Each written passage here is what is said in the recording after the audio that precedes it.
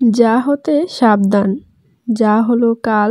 যায়ের সাথে কোনো কথা শেয়ার করার আগে ৩ বার ভাবুন।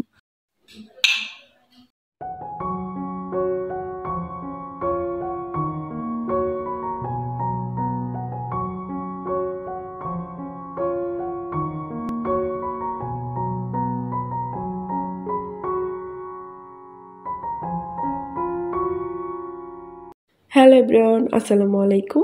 This is me Nusrat Jahan momo and welcome back to my channel. সবাই কেমন আছেন, কি অবস্থা? আশা করছি সবাই ভালো আছেন। আলহামদুলিল্লাহ আমরাও ভালো আছি। চলে এলাম নতুন একটি ব্লগ নিয়ে। আশা করছি আমার আজকের এই ব্লগটি আপনাদের কাছে ভালো লাগবে। আজকের ব্লগটা আমি সকালবেলা নাস্তার পর থেকে শুরু করেছি। নাস্তার পর না হয় একটু আগে আমার তো চা খেতেই হয়, আর সেটা হলো লাল চা। তো এইখানে আমি লাল চা বানিয়ে নিচ্ছি। লাল চা যেহেতু শরীরের জন্য অনেক বেশি উপকার, আর আমি যেহেতু চাচ্ছি আমার ওজন কমাতে, যেহেতু আমার স্বাভাবিকের চেয়ে একটু বেশি হয়ে গেছে ওজনটা, তাই আমি কমানোর জন্য হালকা পাতলা একটু ডায়েট করে খাবার খাচ্ছি, মানে অল্প পরিমাণে খাচ্ছি, একেবারে বেশি ডায়েট করছি না, যার জন্য আমি লাল চাই খাই এখন না, গত ৩ মাস ধরেই হচ্ছে আমি লাল চাটা খাচ্ছি। আগে আমার অনেক বেশি পছন্দ ছিল দুধ চা। দুধ চা কিন্তু খেতে অনেক মজা, কিন্তু শরীরের জন্য আর কি তেমন একটা ভালো না। চা নিয়ে বিস্তারিত বলতে বলতে আমি কিন্তু চা বানিয়ে নিয়েছি। এখন চলে যাচ্ছি চা নিয়ে খাওয়ার জন্য। আমি প্রথমে ১ কাপ চাই বানিয়েছিলাম, তারপর আমার যা যখন দেখলো আমি চা বানিয়েছি, তো সে বলল যে সেও খাবে, তার জন্য আমি আরও ১ কাপ চা বানিয়ে এখন ওর রুমে চলে এলাম। এখন ২ জা মিলে চিয়ার্স করে খেয়ে নিচ্ছি। আজ আমার জায়ের সম্পর্কে, সেই সাথে ২ জা একসাথে থাকলে কী রকম সম্পর্ক হয়ে থাকে সেটা নিয়ে কিছু কথা বলবো। তার আগে অনলাইন থেকে কিছু জিনিস অর্ডার করেছিলাম, সেটা একটু দেখিয়ে দিচ্ছি। রান্না করতে যাব তার আগেই দেখলাম যে ডেলিভারি ম্যান এসে দাঁড়িয়ে আছে। তো ডেলিভারি ম্যানের সামনেই পার্সেলটাকে আনবক্স করে দেখে নিয়েছি সব কিছু ঠিকঠাক আছে কিনা। আর এখন আপনাদের সাথে কি নিয়েছি সেটাই শেয়ার করছি। এইখানে রয়েছে ১ জোড়া হ্যান্ড গ্লাভস, সেই সাথে রয়েছে একটা সিঙ্ক ঝুড়ি, এটাতে সবজি টবজি এই সিঙ্কে রেখে তারপর সবজিগুলো ক্লিন করা যায়। এটা আমি কিছুদিন আগে একটা ভিডিওতে দেখেছি, তখন থেকে নেওয়ার ইচ্ছা ছিল, তো ফাইনালি নিয়ে নিলাম। ঝুড়িটা নিয়েছিল ৩৭০ টাকা আর হ্যান্ড গ্লাভসগুলো ১৯০ টাকা, সেই সাথে ডেলিভারি চার্জ। এই ছিল আজকের অনলাইন শপিং। সব কিছু গুছিয়ে রেখে তারপর রান্না বান্না করার জন্য চলে এসেছি। এখানে মলায়া মাছ রান্না করছি। প্রথমে ধুয়ে পরিষ্কার করে ফ্রাই করে নিচ্ছি, আর এই সাইড থেকে আমি একটা ফ্রাই প্যান বসিয়ে দিয়েছি, তারপর পরিমাণ মতো তেল দিয়ে দিয়েছি। তারপর এখানে পেঁয়াজের পেস্ট দিয়ে দিলাম আর দিয়ে দিলাম কাঁচামরিচ। এখন নেড়েচেড়ে মিক্স করে দিচ্ছি। এইটার সাথে আমি একটা ভাজি করব। এই পেঁয়াজ বাটা দিয়ে একটা ভাজি করা হয় আমাদের বাসায়, সেটা হলো সিম আর আলু দিয়ে। আমার যা হচ্ছে এই ভাজিটা করে প্রথম আমাদের বাসায় সবাইকে খাইয়েছিল, সবাই অনেক বেশি পছন্দ করেছে, তাই আজ আবারও করছি। আর এটা এর আগে আমার জানা ছিল না, আমার জায়ের কাছ থেকেই শেখা। আসলে শেখার কোনো বয়স হয় না, আপনি চাইলে যে কারোর কাছ থেকে অনেক ভালো ভালো জিনিস শিখতে পারবেন, সেটা হোক ছোট কিংবা বড়। আমি যে কড়াইটাতে সিমের ভাজিটা করছি, এই কড়াইটা আমি অনলাইন থেকেই নিয়েছিলাম। একই রকমের ২টা নিয়েছি। একটা হচ্ছে হাতলটা একটু কাঠের মতো দেখতে, কিন্তু কাঠের না, আরেকটা এরকমই। তো এই ২টা আমার অনেক বেশি পছন্দ ছিল, মানে অনলাইনে অনেক দেখছিলাম সবাই এগুলো কিনছে, রান্না করছে, সেই সাথে ভিডিও করছে, দেখতে অনেক সুন্দর লাগছিল। তো আমারও খুব ইচ্ছে হচ্ছিল কেনার জন্য। অনেক শখ করেই এই কড়াইটা কিনেছি, কিন্তু একটাই সমস্যা, এটার মধ্যে চুলার আঁচটা একদম কমিয়ে রেখে তারপর রান্না করতে হয়, তারপর কোনো কিছু ফ্রাই করা যায় না। বেশি কিছু ফ্রাই করতে গেলে চুলার আঁচ বাড়িয়ে দিয়ে তখন এটা একদম পুড়ে কালো হয়ে যায়।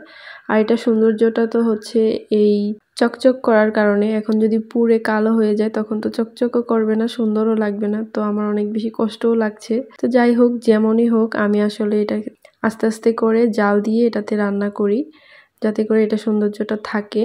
আর এরকম কোনো কিছু রান্না করি যেটা কিনা চুলার আঁচটা কমিয়ে দিয়ে রান্না করা যাবে।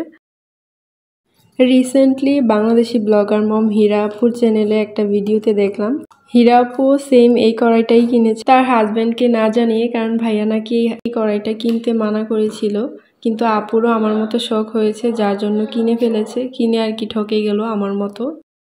তো যাই হোক, কিছু তো করার নেই, মানুষ মাত্রই ভুল হয়। তো এই তো আমি কিন্তু কথা বলতে বলতে প্রায় রান্না বান্না করে নিয়েছি। এখানে মশলা কষিয়ে নিয়েছি মলায়া মাছ যে রান্না করব সেই জন্য।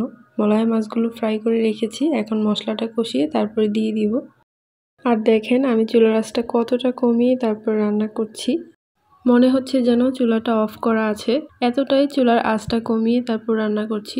যদিও এইভাবে রান্না করতে গেলে কিন্তু রান্নার দেরি হয়ে যায়। তো এই তো এখন কিন্তু মশলা যে কষিয়ে নিয়েছিলাম সেটার মধ্যে মলায়া মাছগুলো দিয়ে তারপর ঝোল দিয়ে দিব। আচ্ছা, আজকের এই রান্না বান্না করতে করতে প্রতিদিনের মতো একটা রিকোয়েস্ট করে নিচ্ছি, যেটা আমি সবসময় করে থাকি।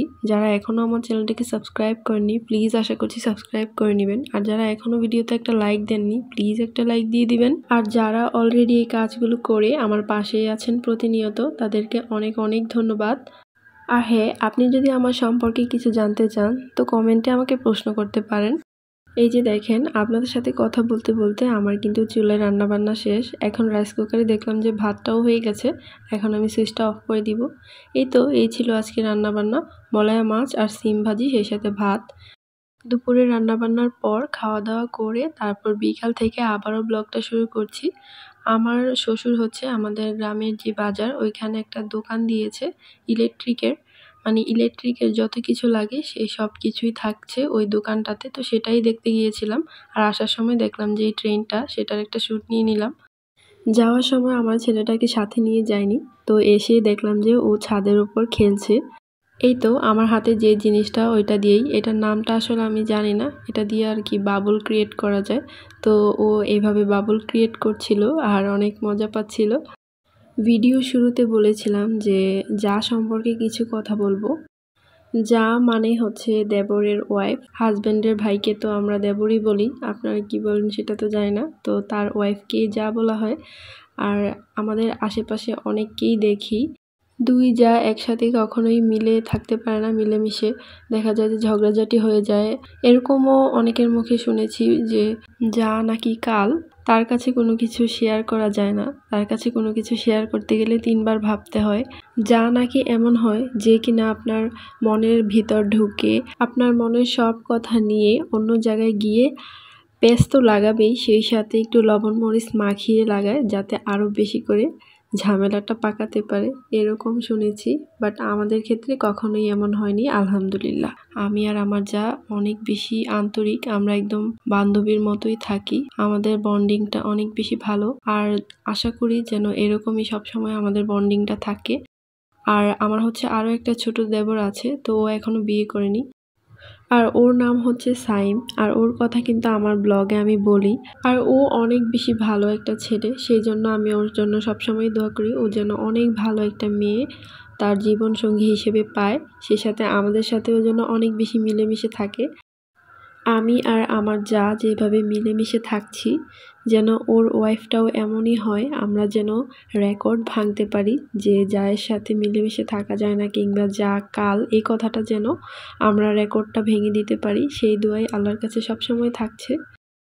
তো যাই হোক, আজ অনেক কথা বলে ফেলেছি, জানি না আপনাদের কাছে কেমন লাগবে। তো এই দিক থেকে দেখেন আমার ছেলের খেলাই শেষ হচ্ছে না, ওকে নিয়ে অনেকক্ষণ এই ছাদের মধ্যে আমি দাঁড়িয়েছিলাম, ও এই দুষ্টুমি করিয়ে যাচ্ছে। আর সেই সাথে সাইড থেকে আমার দেবর হচ্ছে গাছে পানি দিচ্ছিল। আর এখন পেয়েছে একটা সানগ্লাস, সে হচ্ছে সানগ্লাস পেলে অনেক বেশি খুশি হয়ে যায়। আর এই যে দেখেন সানগ্লাসটা নিজে নিজে দিল, দিয়ে আবারও দুষ্টামি শুরু করে দিয়েছে। তো ঠিক আছে, আজকের ব্লগটা এই পর্যন্তই ছিল। সবাই ভালো থাকবেন, সুস্থ থাকবেন, আমাদের জন্য দোয়া রাখবেন। আপনাদের জন্য রইল অনেক অনেক দোয়া ও ভালোবাসা। আল্লাহ হাফেজ, আসসালামু আলাইকুম।